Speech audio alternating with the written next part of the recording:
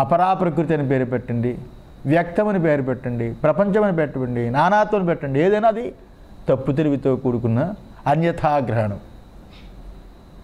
అది వేరుగా కనిపించడం. ఈ రకంగా గుర్తుంచుకోవాలి.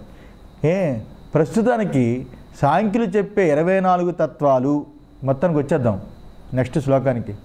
సాంఖ్యులు చెప్పే 24 తత్వాలు క్షేత్రమందే అణిగి ఉన్నాయి అని ఆ తత్వాలనే చూపించి భగవంతుడు ఆ తత్వాలన్నీ క్షేత్రంలో తోశాడు. ఇవన్నీ నావి కావు. క్షేత్రజ్ఞం చాపిమా విద్ది సర్వక్షేత్రేషు భారస. సర్వక్షేత్రాల్లో ఉండే క్షేత్రజ్ఞుడు నేనన్నాడు. క్షేత్రజ్ఞుడు నేనన్నాడు. ఈ క్షేత్రజ్ఞుడు నాకు ఈ క్షేత్రజ్ఞుడే నాకు ఈ 24 తత్వాలు నావి కావు, క్షేత్రం అని తోశాడు. 24 తత్వాలు క్షేత్రమే కానీ నాకు కాదన్నాడు. క్షేత్రజ్ఞుల్లో ఈ యొక్క తత్వాలు ఏమీ లేవని చూపించాడు. అంతే కదా, నిన్న తత్వాలు ఏమీ లేవని చూపించాడు. బాహ్య విషయ ప్రపంచము, లోపల శరీర ఇంద్రియ మనోబుద్ధుల ప్రపంచం అంతా వ్యక్తావ్యక్తమైన క్షేత్రమే. బాహ్య విషయమైన ప్రపంచము, బాహ్యంగా కనిపిస్తున్న ప్రపంచము, ఆ బాహ్య ప్రపంచానికి లోపలగా ఉన్నది ఏది? దేహేంద్రియాలు. ఈ ప్రపంచం లోపల నేను పుట్టాను, నేను చచ్చాను, నేను బతుకుతున్నాను అంటాను కదా.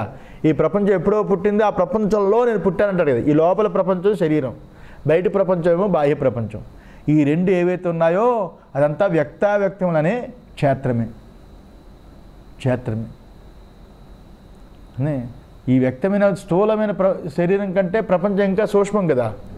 ఇదంతా క్షేత్రమే. దీనికి తన చైతన్య స్వరూపం తెలుసుకోవడమే ఇక్కడ క్షేత్రజ్ఞుడని తెలుసుకోవాలి తప్ప ఇక్కడ క్షేత్రం గురించి తెలుసుకోవడం గురించి కాదు. క్షేత్రం గురించి తెలుసుకుంటే క్షేత్రజ్ఞుడికి ఎంత దూరంగా ఉందో తెలియడానికి క్షేత్రం గురించి తెలుసుకోవాలి. ఇవేమీ క్షేత్రం కాదు అని ఇంతవరకు చెప్పాడు. సాంఖ్యులు చెప్పిన వ్యక్తావ్యక్త రూపమైన ప్రకృతి ఎలా అంతా క్షేత్రమై ఉందో ఆ రకంగానే ఇప్పుడు రాబోయే శ్లోకం ఏదైతుందో వైశేషికుల గురించి చెప్పబోతున్నాడు.